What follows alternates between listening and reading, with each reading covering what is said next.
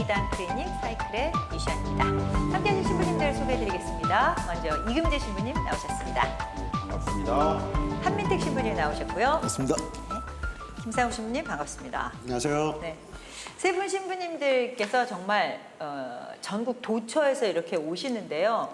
물리적인 거리가 제일 먼 신부님이 이금재 신부님이시잖아요. 네. 그렇죠. 전주에서 오시니까. 오늘도 저기 새벽 5시에 일어나서 왔어요. 새벽 5시. 그럼 평소엔 몇 시에 일어나세요? 평소엔 보통 6시에 일어나는데 1시간을 더 잘 수 있었는데 못 잤어요. 전날 1시간 일찍 주무시면 되잖아요. 아니, 더 늦게 잤어요. 아니 그래가지고 저희 제작진이 혹시 이금재 신부님 피곤하시지 않을까 네. 걱정이 많다고 그러더라고요. 그러면 전날 좀 잡아주세요. 방을? 네, 와서 좀 쉬게. 제작비 때문에. 네, 어쨌든 참조하도록 하겠습니다. 네. 혹시 저희 이금재 신부님 방을 잡아주실 수 있는 분은 저희 CBBC 가톨릭 평화방송으로 연락을 주시면 감사하겠습니다. 네, 이금재 신부님 같은 경우는 사실 또 맡고 계신 직책이 또 특별하시기 때문에 저희 프로그램에 없어서는 안 될 캐릭터이시잖아요. 네. 주변에서 혹시 야 뭐 그렇게까지 안 해도 되는데 너 무슨 사명감에 그러니 뭐라고 좀 말리시는 분들 없으신지. 가장 크게 말리시는 분이 저희 어머니. 어머니는 네. 아들이 어떻게 해를 당할까봐 이제 사입이나 이단에 대해서 많이 얘기를 하니까 네. 해를 당할까봐 걱정하시고요. 네. 또 저희 어머니 착해가지고 다른 사람에 대해서 뭐라고 하는 것에 대해서 별로 안 좋아하시거든요. 왜 신부가 돼서 다른 종교의 다른 사람에 대해서 그렇게 뭐라고 하고 다니냐 하고 이렇게 한 말씀씩 하셔요. 네. 안타깝죠. 그렇군요. 어머님이 신부님 되는 건 좋아하셨던 거잖아요. 좋아하시고. 그렇죠? 예, 예. 그런데 이제 그 나머지 일들에 대해서는 그렇다. 네, 다른 신부들처럼 네. 그냥 미사나 하고 신자나 하고 이렇게 지내면 되지. 네. 왜 굳이 신부는 저렇게 사방간디를 다니면서 다른 종교가 좋네 나쁘네 왜 그런 얘기를 하고 다니시냐고. 그렇구나. 네. 지금 이 방송 시청하고 계시겠죠, 어머님? 그러겠죠. 어머니께 보내는 편지. 영상 편지 한번 네, 영상 편지 한번 가시죠. 네. 음악 깔아줘요? 네, 그럼요. 다 깔아드려요. 눈물도? 네, 네. 어머니. 슬퍼. 아니 BGM으로 트로트 한번 해주세요. 깔아줬어요. 어머니 걱정하지 마셔요. 잘못된 종교에 대해서 올바로 알려주려고 하는 얘기를 하고 다니지 원래 좋은 종교인데 제가 나쁘다고 얘기하는 거 아니니까 걱정하지 마셔요. 그리고 제 신상에 대해서는 여기 PD님이 다 보호해 줄 겁니다. 걱정하지 마세요. 어머니 사랑해요. 정의 무대 보는 줄 알았어요. 아니, 어떻게 이렇게 깜찍한 사랑해요를 깜짝 놀랐어요. 어머니 불러야 될 것 같아. 어머니! 그럼 트로트 나오는데. BGM으로 틀었다. 네, 지금 이렇게 신부님께서 일종의 재롱잔치 하는데 옆에서 보고 계시던 자매님 계십니다. 지난주에서 이번 주도 생활생각 찬양크루 17이달 김진영 바울라 자매님 함께 해주시고 계십니다. 안녕하세요. 네, 안녕하세요. 방금 전 신부님 영상 편지 보시면서 눈물 흘리시는 것 같았어요. 흘릴 뻔했어요. 그리고 그 한민택 신부님이랑 김상우 신부님 두 분에 대해서도 그렇다고 두 분이 이금재 신부님들보다 역할이 빠지는 거는 아니다. 라고 대본에 쓰여 있어요. 네, 어떻게 생각하십니까, 한 신부님? 네. 교회가 늘 부르시면 언제든지 달려갈 거야. 우리 한 신부님께서 노래의 재미를 들리셨어요. 네. 걱정이 돼요. 매회 노래가 나오는 게 아닌가. 네. 다음부터는 댄스와 함께 기대하겠습니다. 김 신부님. 네. 어려우시죠? 가운데서. 네, 저 사장신부님 저 왜 부르시는지 아직도 지금 4회째 녹화하고 있는데 왜 부르시는지 잘 모르겠는데 그냥 네. 이금재 신부님 믿고 갑니다. 네, 알겠습니다. 네. 너무 많이 떠들어요. 떠든 신부님. 김상우 신부님 이렇게 적혀 있잖아요. 네. 오늘 칠판이 화려합니다. 네, 뭐 내용을 보니까 오늘 강의는 이금재 신부님 몫인 것 같습니다. 신부님 맞나요? 네, 네. 맞습니다.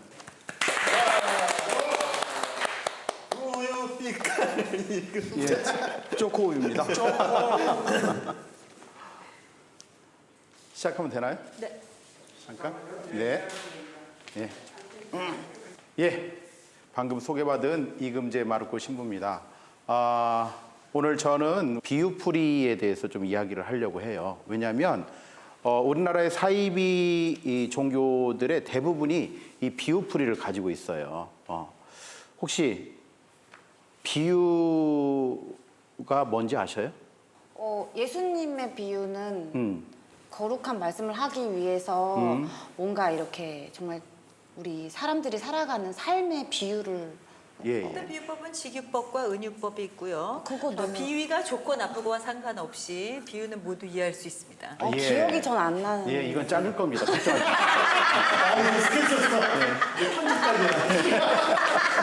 마세요.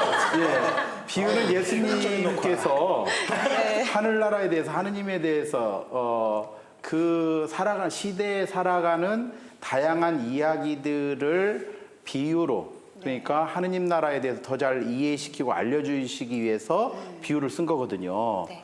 그런데 신천지나 사이비 교회들은 뭐라고 주장을 하냐면 비유는 감춰져 있다 이렇게 얘기를 하거든요.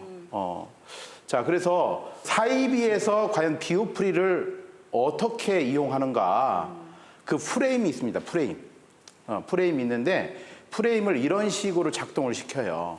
첫 번째는 자, 성경은 비유로 되어 있다 이렇게 얘기를 합니다. 그러니까 성경이 비유로 되어 있는데 이 비유를 이제 풀어야 된다고 얘기를 하거든요. 왜냐하면 비유는 감춰져 있다. 아까 우리 바울라 자매님 얘기했는데 예수님께서 그 시대의 사람들에게 더 잘 이해시키기 위해서 그 시대의 어떤 것들을 가지고 얘기를 하신 건데 이것을 가지고 감춰놨다 이렇게 얘기를 해요. 그래서 비유를 풀기 위해서 어떻게 풀어야 되냐? 말씀의 짝을 찾아야 된다는 거예요. 짝을. 성경에서 그 어떤 그 단어에 대해서 짝이 있다는 거예요. 단어에 대해서. 이게 비유에 나와 있는 많은 이야기들의 단어들을 짝을 찾아서 풀어야 된다. 이렇게 얘기를 합니다. 비유는 예수님께서 더 잘 이해시키고 알려주기 위해서 비유를 쓴 거지 여기서 얘기하는 것처럼 감추기 위해서 비유를 쓴 게 아니거든요. 그래서 2000년 동안 감춰져 있었다는 거예요, 비유가. 아무도 못 풀었다는 거예요. 사실 그러면 그 말을 곧이곧대로 받아들이면 어떤 문제가 생기냐면 그러면 지금부터 2000년 동안의 그 사이에는 아무도 성경을 몰랐다는 거잖아요. 그런 성경의 의미가 없어지는 거죠. 성경은 그 시대 읽는 사람들에게 어떤 의미를 주고 삶의 그 어떤 그 진리를 찾게 만들고 하느님을 만나게 하는 건데 사이비 종교에서 말하는 대로 하자면 2000년 동안은 아무 의미가 없었던 거예요. 그러면 이건 성경이 아닌 거죠. 성경은 시대와 공간 어떤 인종을 초월해서 읽는 사람 모두에게 하느님께서 의미와 뜻을 전달해 주기 때문에. 예. 그럼 구체적으로 예를 들어서 비유풀이가 어떻게 이루어지는가 한번 보여드리겠습니다. 예. 컷. 이거 이제 지워야 돼. 지워야 돼. 지워. 예. 겨자씨의 비유가 있어요. 겨자씨 자라나서 마테오복음 13장에 나오는 겨자씨의 비유 이야기가 있습니다. 그 겨자씨의 비유를 대표적으로 한번 말씀드리면 겨자씨에서 사이비 종교들은 겨자는 쏙 빼고 일단 씨. 씨는 뭔가? 씨는 말씀이다.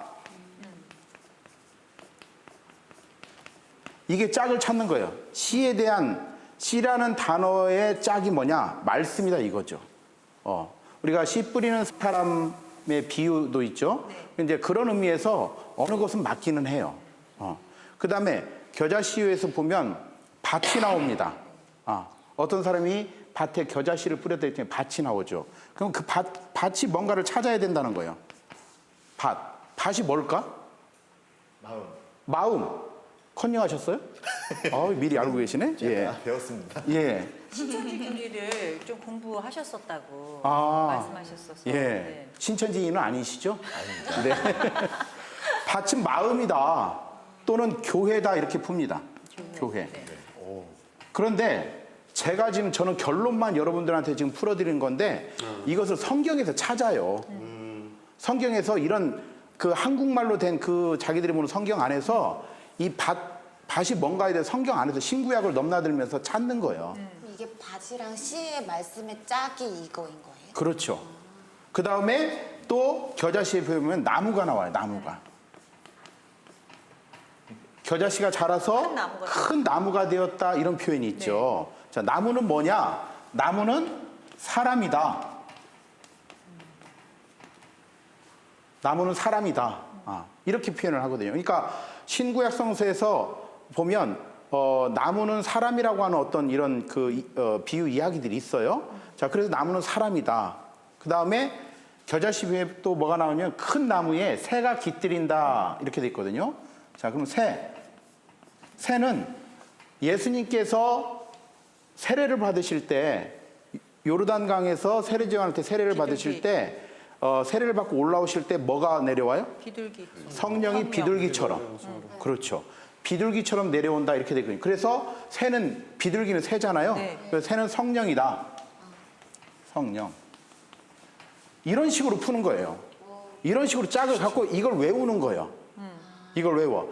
우리가 영어에서 러브 그러면 이게 한국말로 무슨 말인가? 러브는 사랑 이렇게 맞추잖아요. 그런 것처럼 씨는 말씀이고 밭은 사람 마음, 나무는 사람, 새는 성령이다. 이런 식으로 짝을 맞춰서 풀어야 된다는 거예요.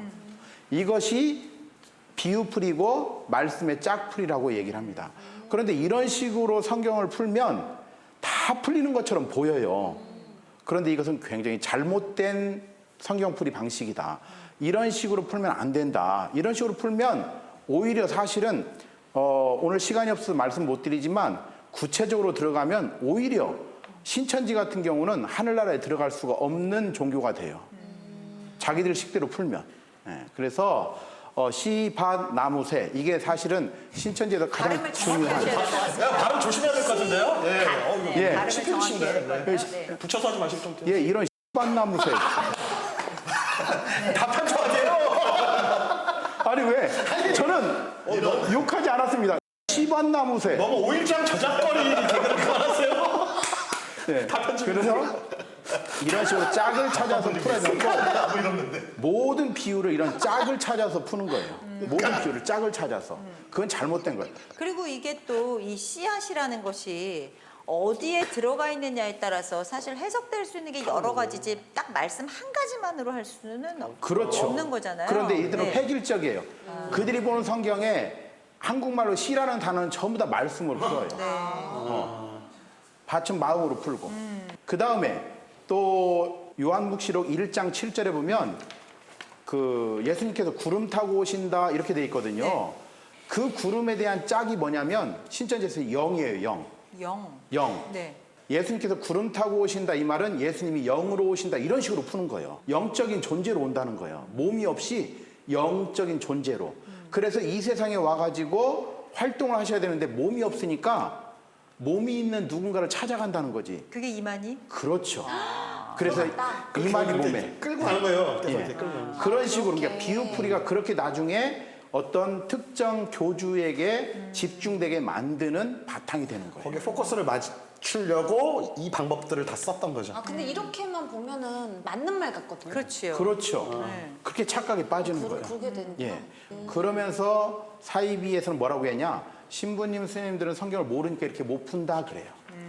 오늘날 그래서 하느님의 계시를 받은 누구만이 풀 수 있다라고 얘기하면 그것은 전부 다 사이비 종교입니다. 감사합니다. 네.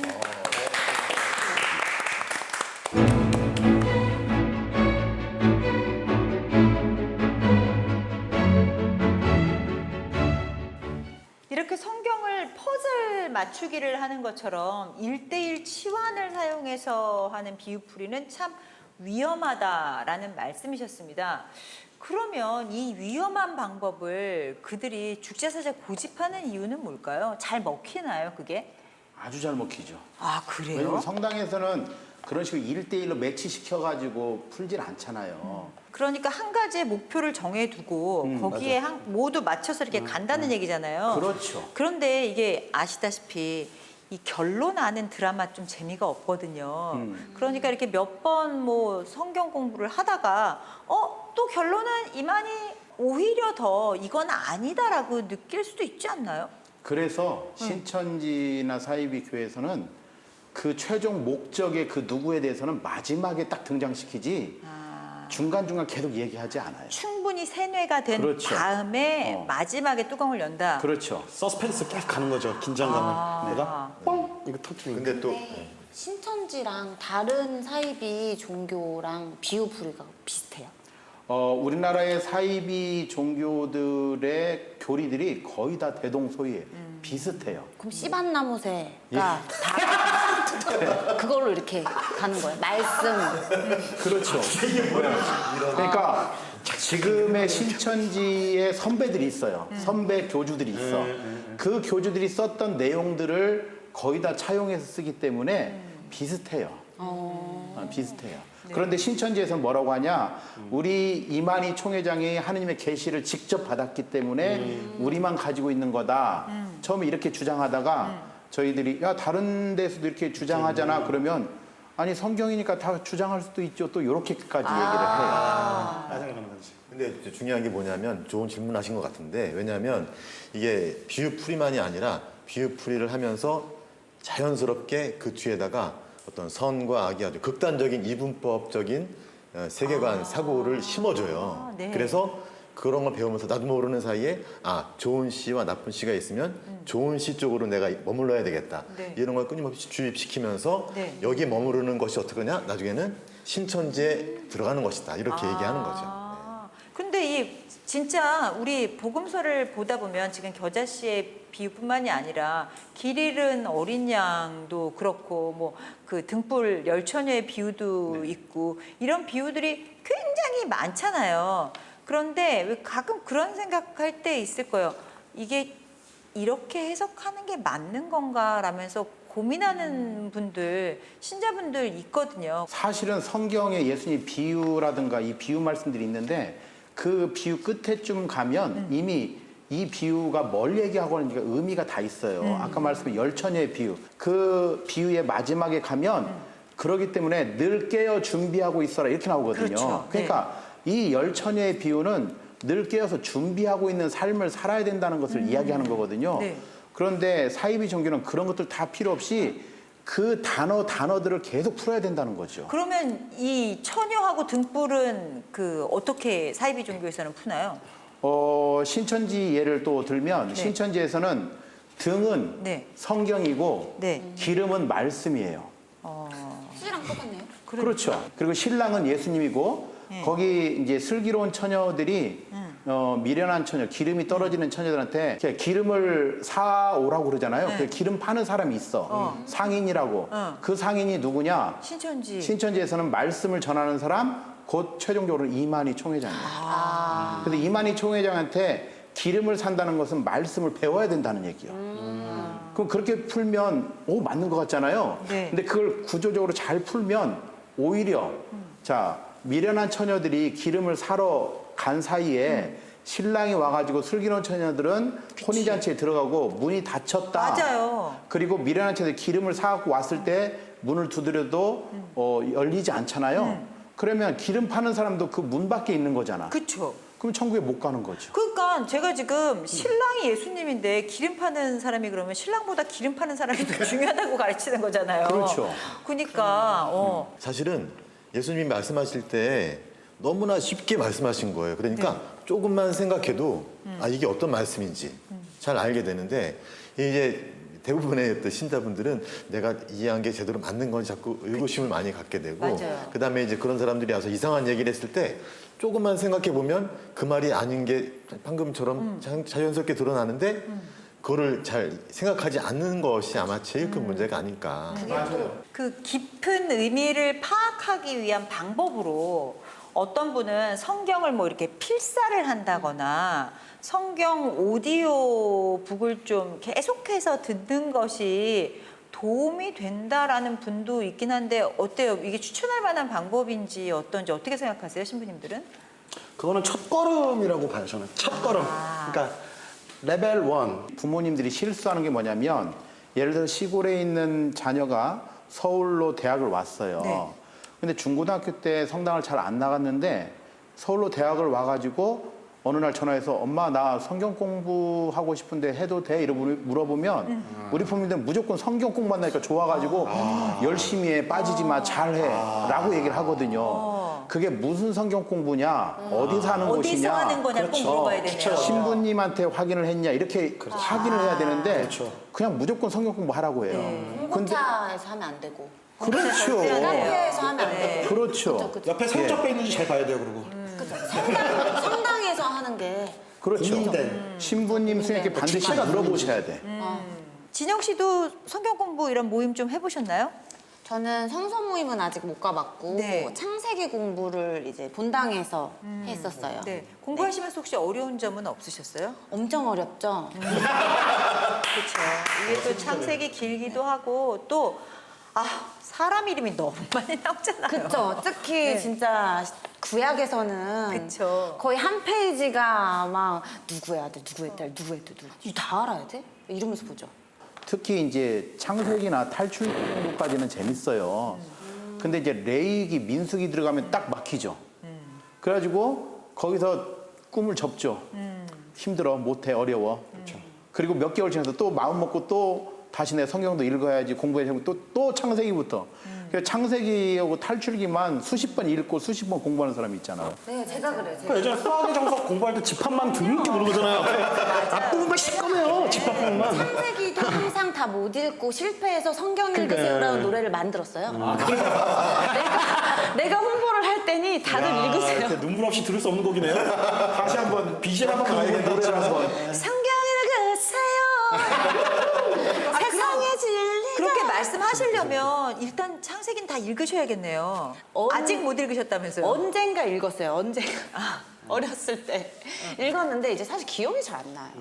근데 이 성경이라는 게 그 말씀하신 것처럼 뭐 창세기만 읽다 마시는 분들도 있고 조금 더 깊이 들어간다 하면은 이게 봐도 뭔 뜻인지 모르겠다 하는 분들도 많아서 마치 수포자가 있는 것처럼 성포자가 되는 경우도 많단 말이죠. 그래서 좀 도움을 받을 수 있는 방법이 있다면 어떤 방법들이 가능할까요? 이제 쉽고 재미있게라고 말씀하셨잖아요. 근데 사실 그 성경에 담겨 있는 그 내용은 쉽고 재미있게 배울 수 있는 것보다는 어떻게 보면 우리가 살면서 경험하는 여러 인생 문제나 나 개인적이고 아니면 모든 어떤 삶에서 이제 나오는 문제들에 대한 어떤 깊이 있는 그런 진리이기 때문에 간단하고 쉽고 재미있게 배워서 이렇게 하기가 정말 어려운 것 같아요. 예, 근데 신천지 같은 경우는 굉장히 재미있고 쉽게 얘기하는데 굉장히 단순하게 공식을 만들어서 하는데 사실 그런 것들은 굉장히 중독성이 강하고요. 그다음에 부작용이 많이 있는 게 제가 이제 그런 친구들을 만나서 얘기를 해보면 어떤 아까 신부님 말씀하신 것처럼 그거를 짝을 만들어서 암기를 하고 있기 때문에 성경을 읽으면 보통 사람들이 책을 읽는 그런 식으로 못 읽는데요. 어떤 단어들이 나오면 그 단어에 대한 짝이 먼저 나오기 때문에 그 내용을 못 읽고 그렇게 드러나는 짝들을 갖고 이야기를 읽어 나가기 때문에 도저히 이 성경을 제대로 읽을 수 없는 그런 중독 상태가 된다고 하더라고요. 이게 약간 그런 걸까요? 왜 그 수학 공부를 할 때 보면 풀이가 있고 답이 있습니다. 네. 그런데 이게 답을 일단 봐버리면 풀이도 아는 것처럼 느껴지는 그런 게 네. 있잖아요. 그러니까 말씀하신 대로 제가 그런 사이비에 빠져 있는 사람, 당사자를 직접 만나서 얘기를 하면서 그들이 알고 있는 성경 구절을 그들이 이제 풀고 있는 성경 구절을 구체적으로 한 구절 한 구절 이렇게 풀어보면 그거에 대해서 굉장히 당황스러워해요. 아까 말씀하신 대로 머릿속에는 내가 다 알고 있는 줄 알았어. 근데 구체적으로 풀어보면 그게 안 맞거든요. 굉장히 당황스러워하죠. 그래서. 그 성경 공부 아까 말씀하셨는데 자칫 잘못하면 성경 공부하면서 뭐 어떻게 보면 성경 속에 어떤 중요한 뭔가가 숨겨져 있는데 그거를 이러저런 공부를 통해서 이렇게 해서 다가가는 것처럼 생각을 많이 하는데 사실 성경이 그런 책인지 한번 생각해 볼 필요가 있을 것 같아요. 그래서 오늘 이제 지금에 와서는 성경을 읽을 때 어떻게 보면 독자가 이제 김상훈 신부님이 더 잘 아시겠지만 독자가 훨씬 더 능동적으로 어떤 텍스트를 읽으면서 참여를 하게 되는 거죠.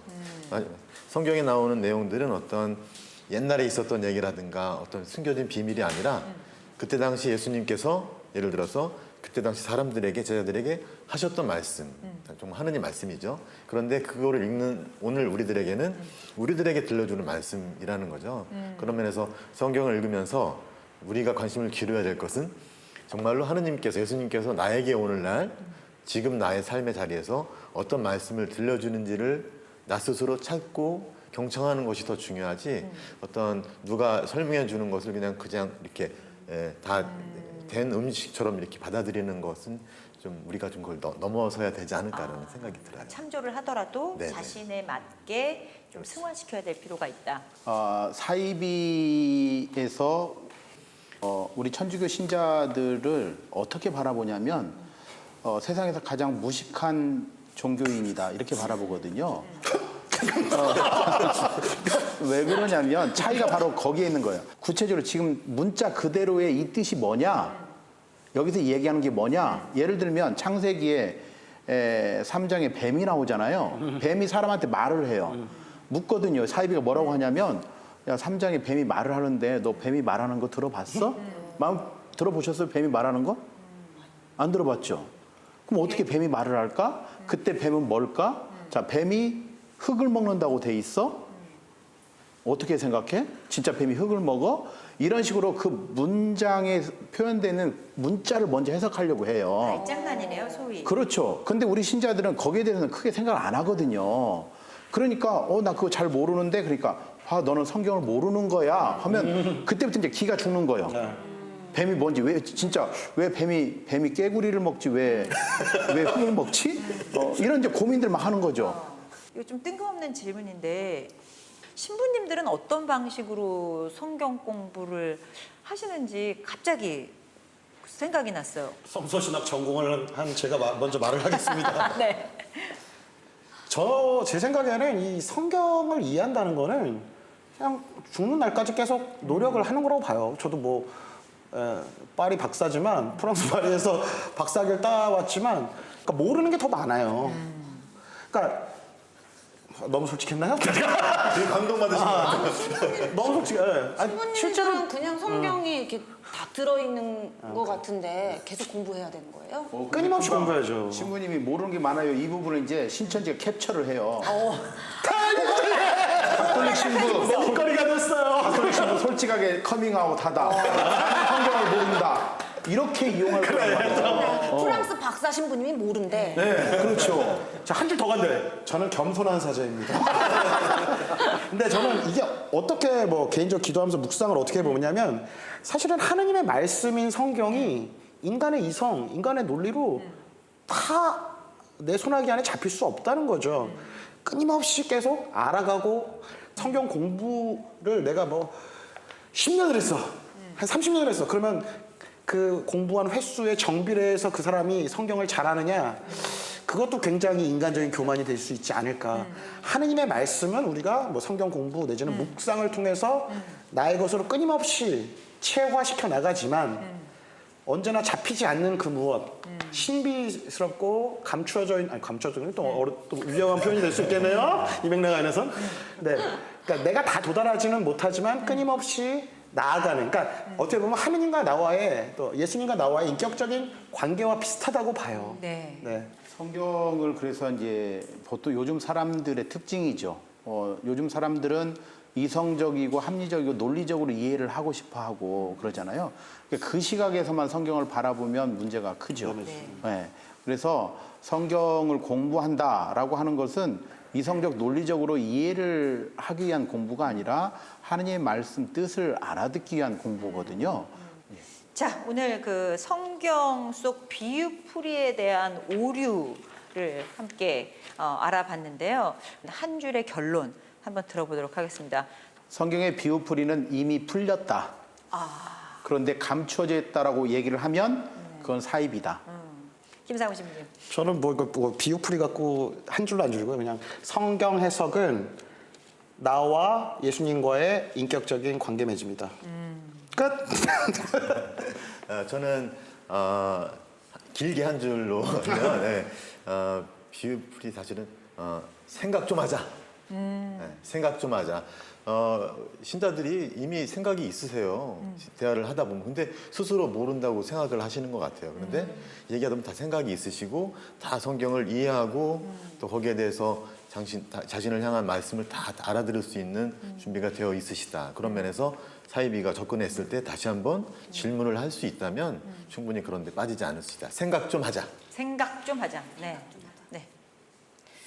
저는 만약에 누군가 나에게 다가와서 씨는 말씀이다, 밭은 교회다 라고 말을 하면 이런 씨밭 이렇게 대답하면 된다. 자, 그러면 이제 시청자 여러분들의 궁금증 하나 풀어보도록 하겠습니다. 성경 필사를 할 때면 가끔 이건 이런 뜻이 아닌 것 같은데 라는 혼자만의 의문이 듭니다. 그럴 때마다 분심인 것 같아서 얼른 거둬들이지만 성경 해석에서 저의 의미를 조금 더해 해석해도 괜찮나요? 라고 물어보셨어요. 성경을 읽고 자신의 해석이 조금씩 들어가긴 하죠. 그걸 우리는 이제 묵상한다 그러거든요. 묵상. 예, 묵상해서 그 의미를 찾아내는 거죠. 하느님이 나에게, 예수님이 나에게 무엇을 얘기하시는지. 그런데 그 묵상이 너무 극단화되거나 너무 잘못된 방향으로 갈 가능성도 분명히 있습니다. 그런 생각이 들어요. 강론하 신부님들은 우리 한번 이 부분에 대해서 성찰합시다. 우리 공동체가 한 사람 묵상합시다라고 하는데 어떤 신자분들은 저한테 와서 말씀하신 게 신부님 저 들으라고 하신 건가요? 그렇게 할 일 없지 않거든요. 뭐 제가 그렇게 쪼잔합니까? 아주 뭐 한 사람을 겨냥해서 그렇게 얘기하는 게 아닌데 이제 가끔씩 그런 신자분들이 계신 거죠. 근데 이 모습은 너무 극단적인 뭐랄까요? 자기화? 그러니까 그 말씀, 그러니까 강론 말씀을 너무 자기화한 극단적인 거라고 생각해요.